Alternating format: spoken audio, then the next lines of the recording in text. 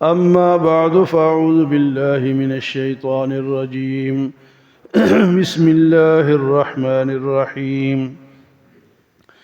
ألم تر أن الفلك تجري في البحر بنعمة الله ليريكم من آياته إن في ذلك لآيات لكل صبار شكور وإذا غشيهم موج كالظلل دعوا الله مخلصين له الدين فلما نجاهم إلى البر فمنهم مقتصد وما يجحد بآياتنا إلا كل ختار كفور يا أيها الناس اتقوا ربكم واخشوا يوما لا يجزي والد عن ولده ولا مولود هو جاز عن والده شيئا إن وعد الله حق فلا تغرنكم الحياة الدنيا ولا يغرنكم بالله الغرور ألم تر أن الفلك تجری فی البحر کیا تم نے نہیں دیکھا کہ بے شک کشتیاں چلتی ہیں اللہ کے حکم سے دریاؤں میں بنعمت اللہ یہ اللہ تعالیٰ کی نعمت ہے لیریکم من آیاتہ تاکہ اللہ تعالیٰ تمہیں اپنی نشانیاں دکھائیں ان فی ذلک لآیات لکل صبار شکور بے شک اس میں تو نشانیاں ہیں ہر صبر کرنے والے اور شکر ادا کرنے والے کے لیے ان فی ذلک لآیات لکل صبار شکور کشتیوں کا سمندروں میں چلنا یہ بھی اللہ تعالیٰ کی نعمت ہے اللہ چاہے تو غرق کر دے بڑے بڑے طوفان آتے ہیں پرانے زمانوں میں کشتیاں ہوتی تھی بادبانی وہ اس کے اوپر ایک کپڑا یا ٹاٹ شاٹ باندھتے تھے اور وہ ہوا اس کو لگتی تھی تو ہوا کے ذریعے سے وہ چلتی اب تو وہ سسٹم ختم ہو گیا بڑی بڑے جہاز آ گئے کشتیاں کے لیکن فرمایا کہ یہ اللہ کی نعمت ہے تمہارے لیے تجری فی البحر جو سمندروں میں چلتی ہے بنعمت اللہ اللہ تعالیٰ کی نعمت ہے لیریکم من آیات تاکہ اللہ تعالیٰ اپنی نشانیاں دکھائیں سمندر کے درمیان میں بالکل جب ساحل سے بندہ درمیان میں ہو جائے اور پھر اس دیکھے کہ ادھر بھی پانی ادھر بھی پانی ادھر بھی پانی پتہ چلتا ہے اللہ کی نشانیاں کیا کیا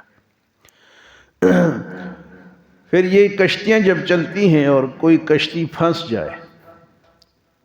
اس کو حادثہ پیش آ جائے بھنور میں پھنس جائے پانی میں پھنس جائے پھر کیا ہوتا ہے وَإِذَا غَشِيَهُم مَّوْجٌ كَالظُّلَلِ دَعْوُا اللَّهَ اور جب اس کو گھیر لیتی ہے موج وَإِذَا غَشِيَهُم مَّوْجٌ كَالظُّلَلِ بڑی موج آئی اور اس نے کشتی کو جہاز کو گھیر لیا بڑا آیا اوپر سے سائبان سائے کی طرح اور اس نے جناب کشتی غرق ہونے لگی جہاز غرق ہونے لگا تو فرمایا کہ پھر کیا کرتے ہیں اس کے اندر جو لوگ بیٹھے ہوتے ہیں دعوا اللہ مخلصین لہ الدین پھر صرف اللہ کو پکارتے ہیں پھر صرف کس کو پکارتے ہیں دیکھو جب بندے کو کوئی چوٹ لگتی ہے یا کوئی سخت تکلیف ہوتی ہے تو اس کے منہ سے کہہ رہے یا اللہ تکلیف کے بعد کیا نکلتا ہے یا اللہ فرمایا جب کشتی بھنور میں پھنس جاتی ہے تو صرف اللہ کو پکارتے ہیں مخلصین لہ الدین فلما نجاہم الی البر اور جب اللہ ان کو وہاں سے نجات دیتے ہیں بچا لیتا ہے فمنہم مقتصد کچھ تو درمیانے درمیانے رہتے ہیں کچھ لوگ تو نہ شرک کرتے ہیں نہ توحید کو چھوڑتے ہیں درمیانے رہتے ہیں اور کچھ شرک کرنے لگ جاتے ہیں فرمایا کہ وَمَا يَجْحَدُ بِآيَاتِنَا إِلَّا كُلُّ خَتَّارٍ كَفُورٍ اور ہماری آیاتوں سے تو وہی لوگ انکار کرتے ہیں جو کہ عہد کو توڑنے والے ہیں اور ناشکر ہیں تو کشتیوں کا چلنا وہاں پھر اس کا بچ جانا اگر اس کو حادثہ پیش آئے اللہ اس کو بچا لے، تو جب انسان بچ جائے پھر بھی اس کو اللہ ہی کی عبادت کر، اسی کو پکارنا چاہیے۔ لیکن کئی لوگ جب وہ حادثے سے بچتے ہیں پھر اللہ کو چھوڑ کے غیر اللہ کو پکارتے ہیں۔ سن 8 ہجری میں جب مکہ فتح ہوا تو لوگ بھاگے، بڑے بڑے کافر وہاں سے بھاگے کہ حضور نے تو قبضہ کر لیا مکے پہ، اب تو ہماری خیر نہیں ہے۔ تو ابو جہل کا بیٹا عکرمہ وہی بھاگا، جدے میں پہنچا، وہاں کشتی میں بیٹھا، کشتی چلی، کہہ رہے یہاں سے بھاگ کے کہیں اور چلا جاؤں گا، یہاں تو اب خیر نہیں ہے۔ کئی اور کافر بھاگے، تو ابو جہل کا بیٹا بھی تھا، عکرمہ نام تھا۔ تو جب کشتی میں بیٹھے تو کشتی کو حادثہ پیش، بھنور میں پھنس گئی۔ اب سارے وہ بت پرست تھے، کوئی کہتے یا عزا اغثنی، اپنے بتوں کے نام لے کے، یا حبل اغثنی، یا لات اغثنی، یا عزا اغثنی، اے فلاں بت ہماری مدد کر۔ کشتی والے نے کہا کہ یہاں وہ مدد نہیں کر سکتے، یہاں تو صرف اللہ کو پکارو گے تو بچو گے۔ اب جب وہ کشتی والے نے کہا نا جی ملاح نے کہ یہاں صرف اللہ کو پکارو گے تو بچو گے، غیر اللہ کو نہیں پکار سکتے، پکارو گے تو غرق ہو جاؤ گے۔ عکرمہ جو تھا ابو جہل کا بیٹا،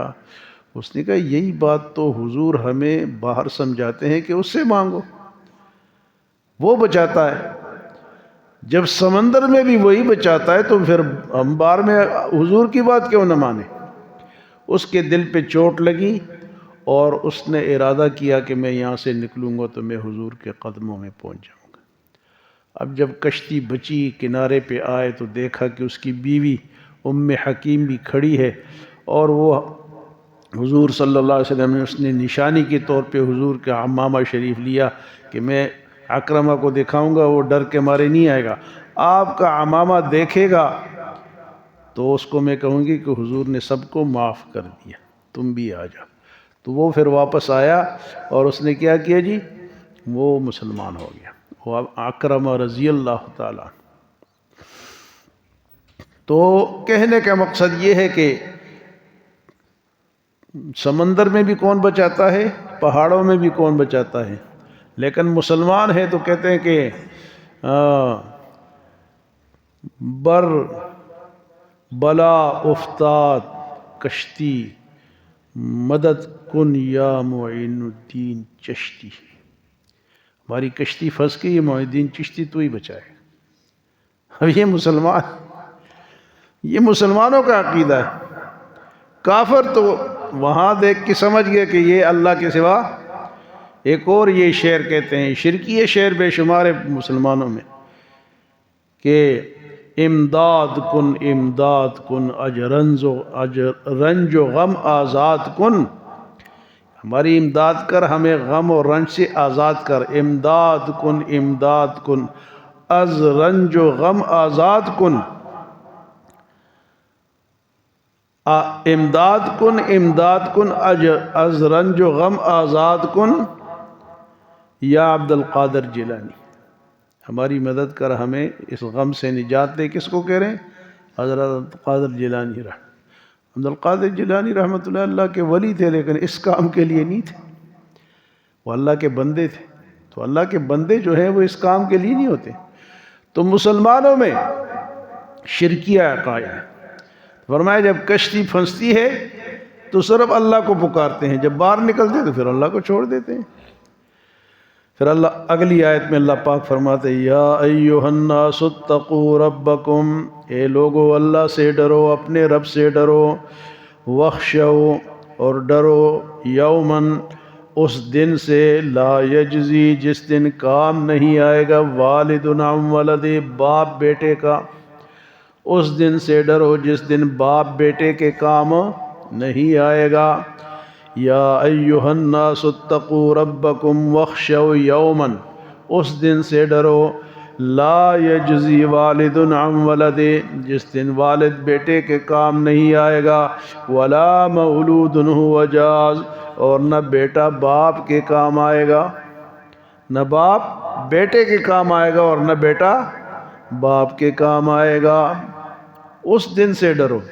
اللہ سے ڈرو، اپنے رب سے ڈرو، اور اس دن سے ڈرو کہ جس دن باپ بیٹا کام ایک دوسرے کے نہیں آئیں گے۔ ان وعد اللہ حق، بے شک اللہ کا وعدہ سچا ہے۔ فلا تغرنکم الحیات الدنیا، پس تمہیں دنیا کی زندگی دھوکے میں نہ ڈالے۔ ولا یغرنکم باللہ الغرور، اور تمہیں تو دھوکے میں وہی ڈالے گا جو کہ دھوکے باز ہوگا، شیطان تمہیں دھوکے میں ڈالے گا۔ دھوکے میں کون ڈالے گا ہمیں؟ شیطان ڈالے گا، اس کے دھوکے میں نہ آنا۔ ہاں جی، قیامت کا دن ہوگا نا، تو فرمایا کہ یوم یفر المرء من اخیہ و امہ و ابیہ و صاحبتہ و بنیہ، باپ سے بھاگے گا، ماں سے بھاگے گا، خاوند بیوی سے بھاگے گا، بیوی خاوند سے بھاگے گی۔ اور ایک جگہ اور اللہ پاک فرماتے ہیں یود المجرم لو یفتدی من عذاب یومئذ ببنیہ وصاحبتہ واخیہ وفصیلتہ التی تؤویہ ومن فی الارض جمیعا ثم ینجیہ۔ اللہ کلا انہا لظیٰ، کہے گا کہ بیٹا بھی قربان ہو جائے، بھائی بھی قربان ہو جائے، قبیلہ بھی قربان ہو جائے، سارے لوگ قربان ہو جائے، میں بچ جاؤں، یعنی سب میں فدیہ میں دینے کے لیے تیار ہوں، نہ کہ فدیہ وہاں کس کے پاس ہوگا، سب کچھ دینے کے لیے تیار ہوں لیکن میں بچ جاؤں۔ اللہ نے فرمایا کلا، ہرگز نہیں، ہرگز نہیں۔ وہاں تو کوئی رشوت دے ہی نہیں سکے گا، لیکن اگر بفرض محال کوئی دینا بھی چاہے تو قبول نہیں کیا جائے گا۔ تو بندہ ایک تو عقیدہ ٹھیک رکھے، شرک سے بچے، کشتیاں اللہ چلاتا ہے، جہاز اللہ چلاتے ہیں، ہوائے اللہ چلاتا ہے، یہ عقیدہ رکھے۔ غیر اللہ، اب دیکھو جی یہ پنجے لگے ہوتے ہیں، وہ جدھر بھی جاؤ نا یہ جھنڈوں کے ساتھ پنجے، اس کا مطلب پنج تن پاک، شیعوں کا عقیدہ ہے۔ ہم بھی پنج تن پاک کون ہیں؟ حضور صلی اللہ علیہ وسلم، حضرت علی، حضرت حسن، حضرت حسین، حضرت فاطمہ، یہ ہمارے بھی بزرگ ہیں، لیکن یہ اللہ کے بندے ہیں۔ یہ کہتے ہیں یہ پنج تن پاک ہے، باقی پاک، ہم کہتے ہیں سب تن پاک، سارے صحابہ پاک ہیں، سب تن پاک، پنج تن پاک بھی، سب تن پاک، کیا ہے جی؟ سب تن پاک۔ تو وہ ان سے مانگتے ہیں، ہم بزرگوں سے مانگتے ہیں۔ عقیدہ ٹھیک رکھو، عقیدہ ٹھیک ہوگا تو نجات ہو جائے گی، عقیدہ غلط ہوگا۔ اور فرمایا کہ ڈرتے رہو، قیامت کے دن کوئی کسی کے کام نہیں آئے گا، شیطان تمہیں دھوکے میں ڈالتا ہے، تو فرمایا کہ اس کے دھوکے سے بچو اور صرف اللہ تعالیٰ کی عبادت کرو اور پھر اسی کو راضی کرو، وہ بچائے گا۔ اللہ ہمیں عمل اور سمجھ کی توفیق عطا فرمائے۔ اللہم آمین۔